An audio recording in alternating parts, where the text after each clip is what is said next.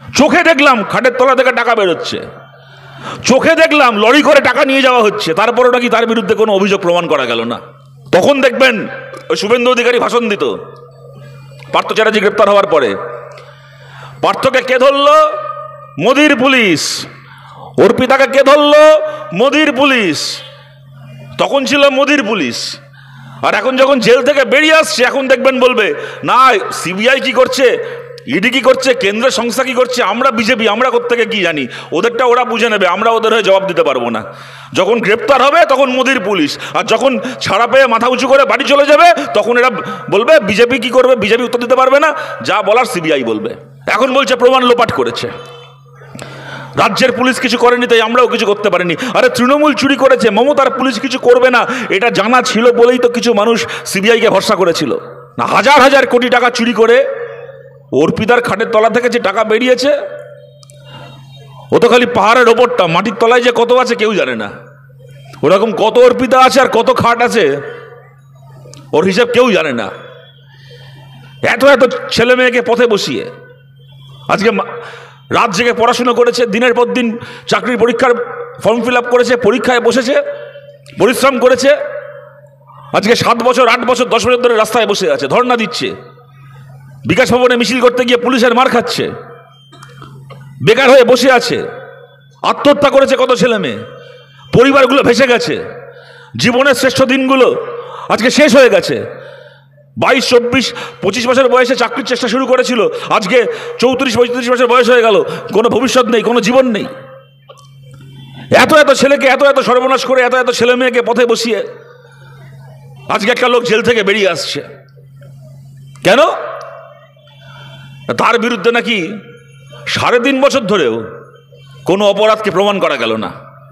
চোখে দেখলাম খাটের তলা থেকে টাকা বেরোচ্ছে, চোখে দেখলাম লরি করে টাকা নিয়ে যাওয়া হচ্ছে, তারপরে নাকি তার বিরুদ্ধে কোনো অভিযোগ প্রমাণ করা গেল না। সে আজ জেল থেকে বেরিয়ে আসছে। আর যেই জেল থেকে বেরোবে, আজকে থেকে শুনবেন ওই বিজেপির নেতাগুলো বলা শুরু করবে দুটো কথা। এক কি, যে কি করব, সব তো প্রমাণ লোপাট হয়ে গেছে। আরে ভাই, তো কি আশা করেছিলি, কি আশা করেছিলি? সিবিআইকে ডাকা হয়েছিল কেন? ইডিকে ডাকা হয়েছিল কেন? তৃণমূলের নেতা চুরি করবে, তৃণমূলের নেতা চাকরি বেচবে, চাকরি বিক্রির টাকা অভিষেকের অফিসে আর মমতার বাড়িতে জমা হবে, আর তারপরে তৃণমূল যত্ন করে প্রমাণগুলোকে সামনে রেখে দেবে, যাতে করে কিনা তোরা একদিন যাবি আর তোদের হাতে প্রমাণগুলো তুলে দেবে।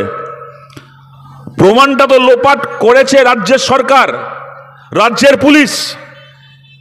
সেই কারণেই যারা অপরাধ করেছে এবং যারা প্রমাণ লোপাট করেছে, একসঙ্গে তাদেরকে জেলের ভাত খাওয়ানোর জন্য ইডিকে সিবিআইকে দায়িত্ব দেওয়া হয়েছিল তদন্তের।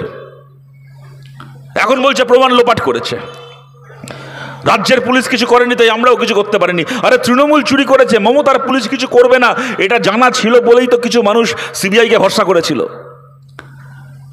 তখন দেখবেন ওই শুভেন্দু অধিকারী ভাষণ দিত পার্থ চ্যাটার্জি গ্রেপ্তার হওয়ার পরে। পার্থকে কে ধরলো? মোদির পুলিশ।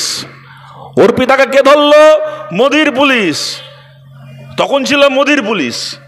আর এখন যখন জেল থেকে বেরিয়ে আসছে, এখন দেখবেন বলবে না সিবিআই কি করছে, ইডি কি করছে, কেন্দ্রের সংস্থা কি করছে, আমরা বিজেপি, আমরা কোত্থেকে কি জানি, ওদেরটা ওরা বুঝে নেবে, আমরা ওদের হয়ে জবাব দিতে পারবো না। যখন গ্রেপ্তার হবে তখন মোদির পুলিশ, আর যখন ছাড়া পেয়ে মাথা উঁচু করে বাড়ি চলে যাবে তখন এরা বলবে বিজেপি কি করবে, বিজেপি উত্তর দিতে পারবে না, যা বলার সিবিআই বলবে।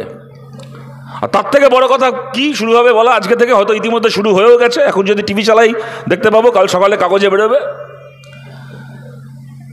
বলবে যে আরে না না, এ তো বেল পেয়েছে, এ তো কোনো বড় কথা নয়, কেউ গ্রেপ্তার হয়েছে, কদিন জেলে ছিল, বেল তো একদিন সবাই পাবে, বেল তো পেতেই পারে, তা বলে তো অভিযোগ থেকে মুক্ত হয়ে যায়নি, তা বলে তো পুরো ছাড়া পেয়ে যায়নি, এরপরে তো মামলা চলবে, ঠিক একদিন দোষী সাব্যস্ত হবে আর তারপরে শাস্তি পাবে। আপনাদেরকে বলছি, যারা এই সমস্ত কথা এর আগে শুনেছেন, যারা বিশ্বাস করেছেন, যারা আজও বিশ্বাস করবেন, তাদের সবাইকে বলছি খোলা মনে একবার মনে করুন। আজকে সিপিআইএম এর কথাটা বলছে বলে, আমরা বামপন্থীরা কথা বলছি বলে নয়, আপনি আপনার অভিজ্ঞতা, আপনার স্মৃতি থেকে একবার মনে করুন এই কথাটা, এই যুক্তিটা, যে না কি আছে, বেল পেয়েছে, একেবারে ছাড়া তো পেয়ে যায়নি, একদিন ঠিক শাস্তি পাবে, এই কথাটা, এই যুক্তিটা আজকে প্রথম শুনছি। 2015-16 সাল থেকে মনে করে দেখুন, একটার পর একটা ঘটনায় এই এক যুক্তি শুনে আসছি। যখন সুদীপ ব্যানার্জি বেল পেয়েছিল সারদার মামলায়, যখন মদন মিত্র বেল পেয়েছিল, যখন এই চোর কুণাল বেল পেয়েছিল, যখন এই খাদ্য কেলেঙ্কারিতে, রেশন কেলেঙ্কারিতে জ্যোতিপ্রিয় মল্লিক বেল পেল, ওদের যে কটা চোর আজ অব্দি জেলে গেছে আর কদিন পরে বেল পেয়ে বেরিয়েছে, প্রত্যেকবার বিজেপির পক্ষ থেকে এই কথাটাই বলা হয়েছে যে না ঠিক আছে, বেল পেয়েছে ঠিক আছে, কিন্তু এরপরও বিচার চলবে, তারপরে ঠিক একদিন শাস্তি ঘোষণা হবে, তখন একেবারে পাকাপাকিভাবে সাজা পাবে। আজ অব্দি কে পেয়েছে বলুন? আজ 10-12টা বছর কেটে গেল, কে পেয়েছে? একটা উদাহরণ কেউ দিক, একটা মামলা, একটা তদন্ত। নারদার মামলায় সুব্রত মুখার্জিকে, ববি হাকিমকে গ্রেপ্তার করা হয়েছিল, শোভন চ্যাটার্জিকে গ্রেপ্তার করা হয়েছিল নারদার মামলায়। সেই শোভন বৈশাখীকে নিয়ে বিজেপি ঘুরে এখন আবার তৃণমূলে ব্যাক করে গেল। কেউ বিশ্বাস করেন জীবনে কোনোদিন আর এদের কোনোদিন শাস্তি হবে? সুব্রত মুখার্জি, সুলতান আহমেদ মরেই গেল, মরে ভূত হয়ে গেল। এখন কে বলুন তোদেরকে চিতা থেকে আর কবর থেকে নিয়ে এসে শাস্তি দেবে? জীবনে কোনোদিন আর শাস্তি পাবে? আজকে বাংলার একটা 5 বছরের বাচ্চা, একটা 5 বছরের বাচ্চাও বিশ্বাস করে কোনোদিন সারদার চুরির জন্য, কোনোদিন নারদার চুরির জন্য, কোনোদিন গরু চুরির কেসে, কোনোদিন কয়লা চুরির কেসে এদের কোনোদিন আর কারো শাস্তি হবে? কেউ বিশ্বাস করে? আজকে একটা মামলায় কেউ ব্যর্থ হতে পারে, 2টো মামলায় কেউ ব্যর্থ হতে পারে, 3টে মামলায় কেউ ব্যর্থ হতে পারে। আজ অব্দি একটা ঘটনায়, একটা তদন্তে এরা সফল হলো না।